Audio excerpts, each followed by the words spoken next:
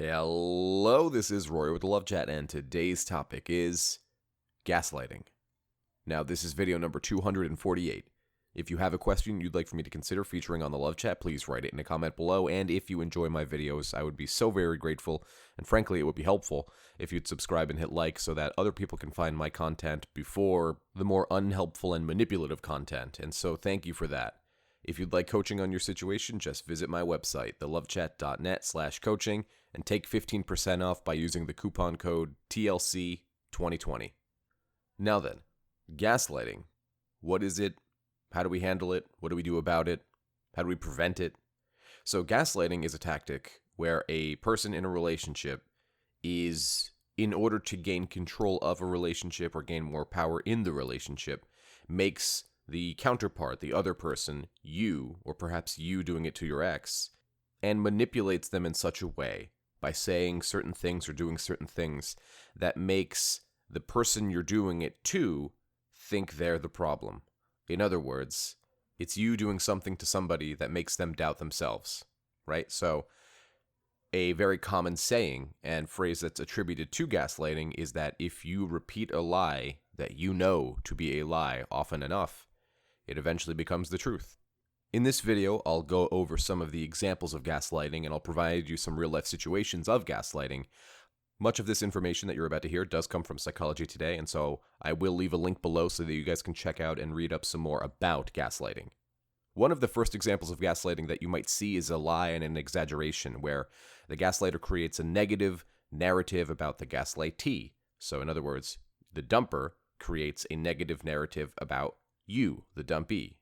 Not always, and sometimes it should be clear that we gaslight, the people who've been dumped do gaslighting, we might not even know we're doing it. The dumper might not even know they're doing it. It's not that simple. So with lying and exaggerating, basically we're creating false narratives without any sort of verifiable fact, and so what it does is puts the other person on the defensive. This one can often be summed up as being a dick. So my recommendation in a situation like this is don't be a dick. And if somebody's being a dick to you, maybe you shouldn't be in that person's life. What are they bringing to you other than making you feel as though you're not good enough through exaggerating how bad everything about you is?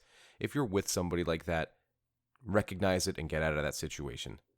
Number 2 is repetition. So, like psychological warfare, falsehoods are spread and repeated over and over again so that this person who's spreading them can stay on the offensive and stay in control.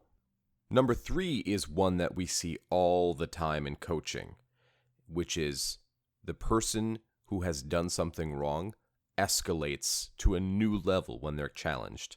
So what does this mean? Well, when you call a gaslighter on their lies, their response is almost always to escalate rather than to de-escalate.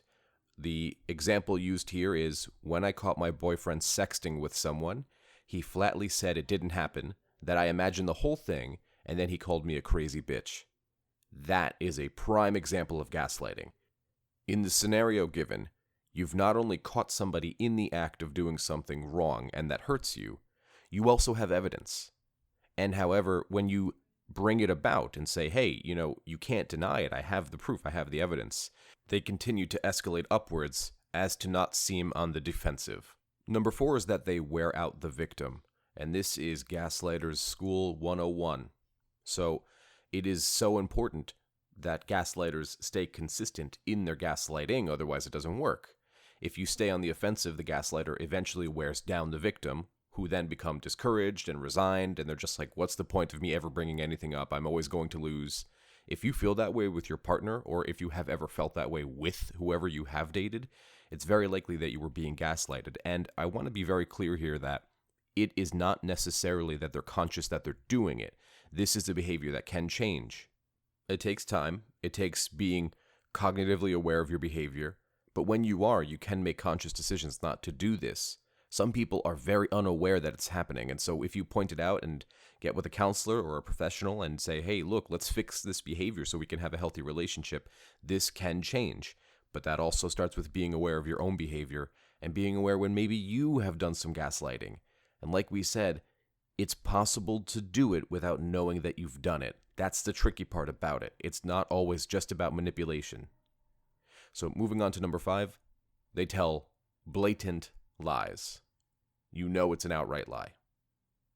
And they're telling it to you with such a straight poker face that it makes you doubt that it's a lie, even though you know that it's a lie.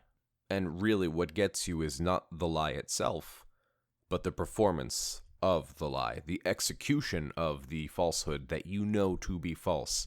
But they just have this unwavering dedication to this lie.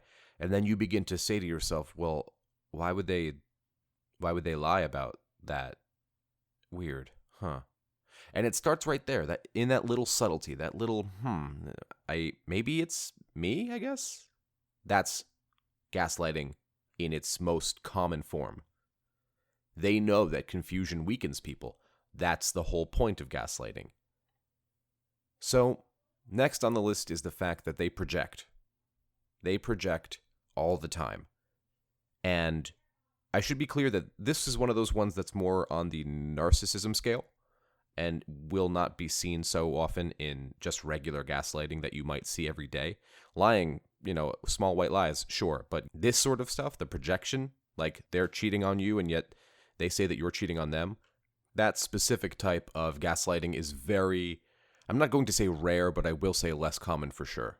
So if you notice that somebody's projecting behaviors onto you, and you're so confused by their behaviors and thinking to yourself, I've never cheated on you. When would I even have time to cheat on you? Then I really want you to start paying close attention to what's going on. Next on the list is they tell you that everyone else is a liar. They get you to begin to doubt all of your friends and family. The people who are supposed to keep you on the straight and narrow path are suddenly pieces of crap and liars, and they're steering you wrong. Your family, right? The media is a liar. Anyway, it makes you question your reality. You've never known someone with the audacity to do this, so they must be telling you the truth. No, it's a manipulation. It makes people turn to the gaslighter for correct information, which isn't correct information at all. The purpose of this is to have you form an unhealthy reliance on the person whose information you find to be correct and to avoid all the other fake news. And so what do you do about this? If you realize or recognize that you're in a situation where you're being gaslit, what do you do? How do you overcome somebody who doesn't want you to overcome? Well, you recognize the behaviors. You think very clearly about the people in your life who have been consistent with you throughout the years. And then you ask yourself, am I doing anybody justice by staying in a situation like this that's doing nothing but harming me? And maybe those doubts that I had, along with all of my friends and family telling me, hey, something's fishy here, maybe you should take a second look at this, mixed with that persistent, uneasy feeling in your gut that you're ignoring something. Maybe it's time to give a second look to your situation and ask yourself, how would this person feel if I began taking a little space and just working on myself? How would this person I'm dating react if I told them, look, I'm not looking to break up. I just want, 2 days to me, just to do my thing and hit the gym and go to a counselor and all that. If they react negatively, ask yourself why. Why should they care that you're getting a little healthier? Why should that matter to them? It starts with little steps like that. I can't sit here and tell you that there's one easy way to deal with gaslighting, particularly when the gaslighter knows they're doing it because they want you to be manipulated. Potentially narcissistically so. But somebody who deserves to be in your life will prove that they deserve to be in your life by realizing what they're doing, how it's hurting you, hurting the relationship, and making changes and being accountable for the mistakes.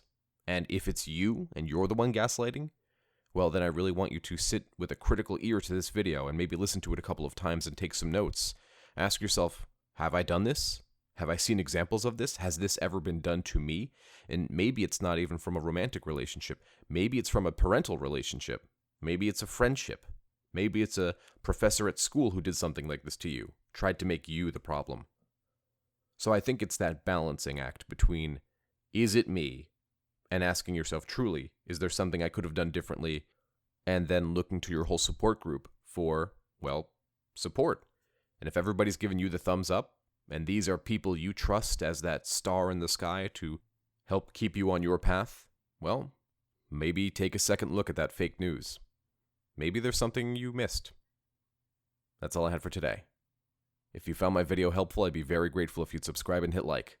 Please leave a comment below and tell me what topics you want me to cover in the future and how you enjoyed this topic. Have you ever been gaslighted before? If so, what were the warning signs? How did you figure it out? If you'd like extra videos every week, private live streams with me, one of which is happening on this Sunday, and free giveaways of my best-selling book on Amazon, until next time, just visit my Patreon, patreon.com/thelovechat. Until next time.